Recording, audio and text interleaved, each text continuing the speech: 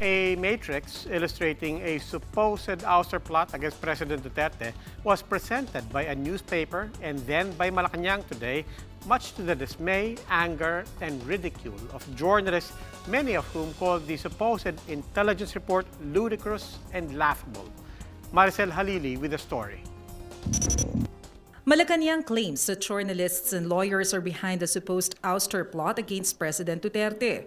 This after a report of the Manila Times published a matrix linking several news organizations and journalists critical of the Duterte administration.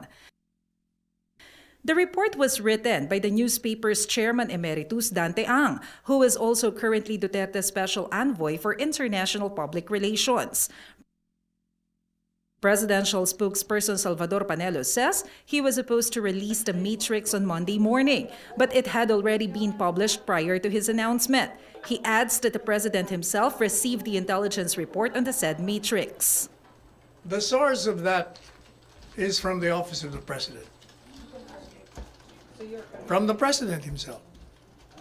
I don't know how he got one, but it's coming from the president. I talked to him the other day. The matrix claims that Bicoy, the man behind the videos linking the Duterte family to the illegal drug trade, is the source of propaganda published by certain news entities such as the Philippine Center for Investigative Journalism and Rappler. The National Union of Philippine Lawyers is also included in the matrix. Hindi ang mag-instruct sa akin na i-release ko kung hindi niya na-validate. This is very important. If there is an oust or there is a ouster plan, then people should know about it. Verafile's President Ellen Tordesillas called the report false and hilarious. She says the country is in big trouble if this is the kind of intelligence report that the president gets and bases his actions on.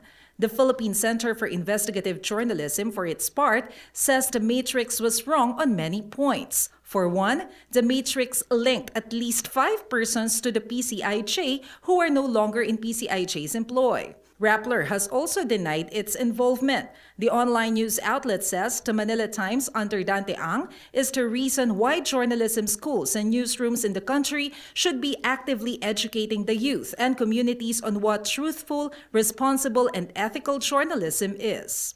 While NUPL called the report rubbish and doubted its credibility.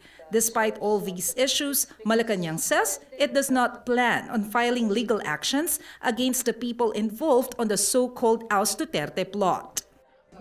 If the plot thickens and they perform acts which are already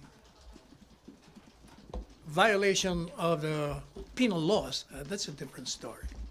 Malacanang insists that this is not an effort to suppress press freedom. For News 5, Maricel Halili, we are One News.